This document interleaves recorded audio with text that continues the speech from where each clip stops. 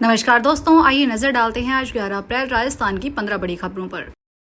केंद्रीय गृह मंत्री अमित शाह ने कहा कि यदि Gujarat chamber of commerce and industry को प्रासंगिक रहना है तो उद्योगों, औद्योगिक क्षेत्र में कदम रखने वाले साहसी युवाओं और उद्योगपतियों तीनों की मदद के लिए एक स्थायी तंत्र बनाना चाहिए। शाह ने गुरुवार को यहां चैंबर के वार्षिक व्यापार कार्यक्रम के उद्घाटन सत्र को वीडियो कॉन्फ्रेंसिंग के माध्यम से संबोधित किया। इस अवसर पर गुजरात के मुख्यमंत्री श्री भूपेंद्र पटेल सहित अनेक गणमान्य व्यक्ति उपस्थित थे। राजस्थान के मुख्यमंत्री भजनलाल शर्मा ने तापमान में अचानक हुई बढ़ोतरी के बाद पेयजल की मांग और उपलब्धता की स्थिति की समीक्षा के लिए गुरुवार दोपहर मुख्यमंत्री निवास पर जलदाय विभाग के अधिकारियों के साथ लंबी बैठक की। मुख्यमंत्री ने बैठक में स्पष्ट निर्देश दिए कि गर्मी में जनता को अगर पानी के लिए परेशान होना पड़ा तो जिम्मेदार अफसरों की खैर नहीं। मुख्यमंत्री ने कहा कि हाल ही के दिनों में गर्मी तेजी से बढ़ी है, ऐसे में आम जन को बढ़ी हुई मांग के अनुसार पर्याप्त पेयजल मुहैया करवाया जाए। उन्होंने कहा कि सभी जिला कलेक्टर्स कंटीजेंसी प्लान के अनुसार पेयजल प्रबंधन स्वयं की देखरेख में सुनिश्चित करें। उन्होंने कहा कि शहरी के आसपास ग्रामीण क्षेत्रों में भी पानी में किसी तरह की किल्लत नहीं होनी चाहिए। मुख्यमंत्री ने बैठक में कहा कि अंतिम छोर के उपभोक्ताओं को भी पेयजल की कोई दिक्कत नहीं आनी चाहिए। उन्होंने कहा कि गर्मी के मौसम में पीएचईडी के फील्ड अधिकारी एवं कर्मचारी मुख्यालय पर उपस्थित रहें और बिना सक्षम अनुमति के मुख्यालय नहीं छोड़ें। यातायात पुलिस की तर्ज पर अब परिवहन विभाग भी वाहनों के लिए ऑनलाइन चालान बनाएगा। परिवहन विभाग ने इसके लिए कार्य योजना तैयार कर ली है। पहले चरण में सिर्फ नेशनल हाईवे पर चलने वाले वाहनों के ऑनलाइन चालान बनाए जाएंगे। परिवहन विभाग में पहली बार शुरू हो रहे इस प्रयोग के लिए विभाग ने NHAI से सहमति मिल गई है। नवोदय विद्यालय समिति की ओर से 18 जनवरी 2025 को कक्षा 6 के लिए आयोजित होने वाली प्रवेश परीक्षा के लिए आंसर की कट ऑफ जारी कर दिया गया है। जिन भी छात्राओं ने इस परीक्षा में भाग लिया था वे राज्यवार कट ऑफ एवं आंसर की NVS की ऑफिशियल वेबसाइट पर जाकर डाउनलोड कर सकते हैं। इसके साथ ही इस पेज पर भी डायरेक्ट लिंक उपलब्ध करवाया जाएगा, जिस पर क्लिक करके सीधे आंसर की कट ऑफ चेक किया जा सकता है। राजस्थान के मुख्यमंत्री भजनलाल शर्मा ने गुरुवार को मेट्रो कॉरिडोर फेज 2 की विस्तृत परियोजना रिपोर्ट के संबंध में महत्वपूर्ण समीक्षा बैठक ली। उन्होंने अधिकारियों के निर्देश दिए कि मेट्रो फेज 2 में DPR में प्रस्तावित सीतापुरा से अंबाबाड़ी तथा विद्याधर नगर तक भविष्य की आवश्यकता तथा आम जन की सुगमता को देखते हुए मेट्रो स्टेशन बनाए जाएं। उन्होंने कहा कि जयपुर एक ऐतिहासिक और तेजी से बढ़ता हुआ शहर है और मेट्रो का विस्तार यहां की बढ़ती आबादी और यातायात दबाव को संतुलित करने में अहम भूमिका निभाएगा। राज्य सरकार की मंशा है कि जयपुर वासियों के लिए सुगम एवं अत्याधुनिक परिवहन तंत्र विकसित किया जाए, जिससे जयपुर स्मार्ट सिटी की दिशा में देश भर में मॉडल शहर बने। राजस्थान की पूर्व मुख्यमंत्री वसुंधरा राजे के 2 ट्वीट से राजस्थान की राजनीति में हलचल मची हुई है।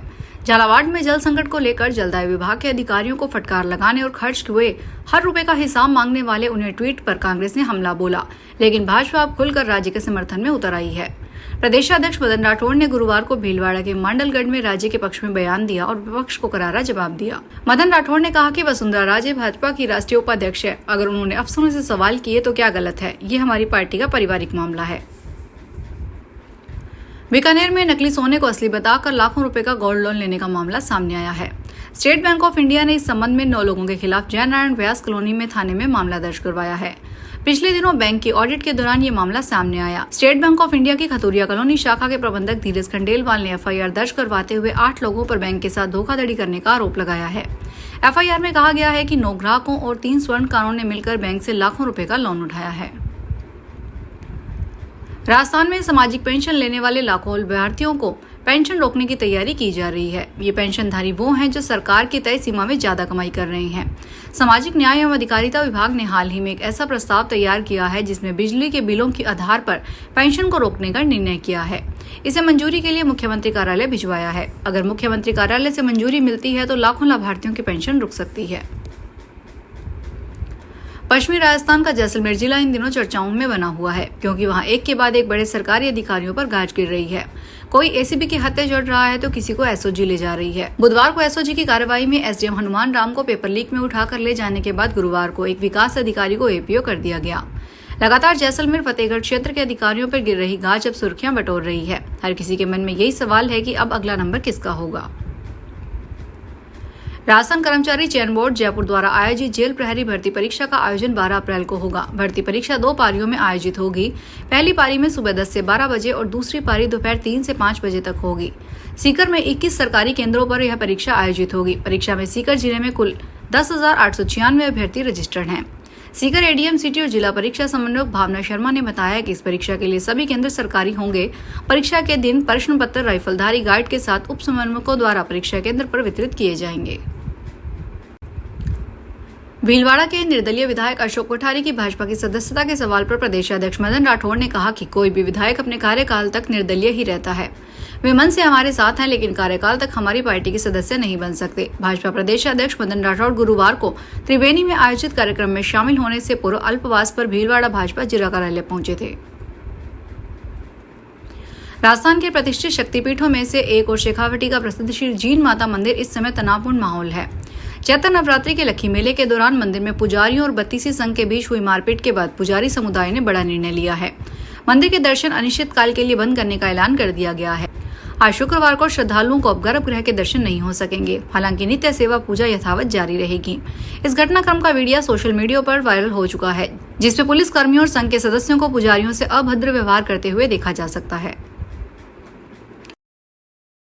राजस्थान में मेडिकल और हेल्थ एजुकेशन में रुचि रखने वाले युवाओं के लिए एक बड़ी खुशखबरी है। अब राज्य में बीएससी नर्सिंग, बीपीटी, फार्मेसी और पैरामेडिकल कोर्सेज में एडमिशन के लिए अलग अलग प्रवेश परीक्षाएं नहीं देनी होगी।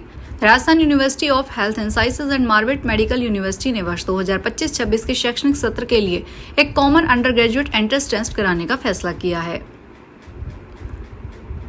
आंगनवाड़ी केंद्रों को RO water, LED, pen drive व वाईफाई जैसी सुविधाओं से हाईटेक बनाया जा रहा है। साथ ही बच्चों को ताजा व हरी पौष्टिक सब्जियां मिले, इसके लिए सरकारी भवनों में संचालित इन केंद्रों पर पोषण वाटिका भी विकसित की जा रही है।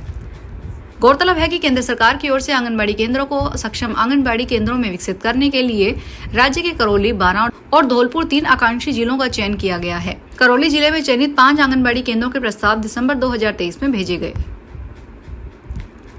अजमेर की क्लॉक टावर थाना क्षेत्र में कांस्टेबल से 1 करोड़ की धोखाधड़ी का मामला सामने आया है। पीड़ित ने पुलिस लाइन में तैनात अन्य कांस्टेबल और एक टीचर पर पैसे हड़पने का आरोप लगाया है। पीड़ित ने कोर्ट के जरिए थाने में मामला दर्ज करवाया है। कांस्टेबल दीपक वैष्णव ने पुलिस को रिपोर्ट में बताया कि अगस्त 2023 में कांस्टेबल पवन कुमार उनसे मिलने क्लॉक टावर थाने में आया। इसके बाद वे चाय की थड़ी पर बात करने गए थे। पवन ने हाईवे और मास्टर प्लान में इन्वेस्ट करने के लिए 2 करोड़ रुपए मांगे थे, जिससे मुनाफा होने की बात कही थी। फिलहाल के लिए इतना ही। बड़ी खबरों को देखने के लिए चैनल को सब्सक्राइब करें। देखते रहिए एसपीटी न्यूज। धन्यवाद।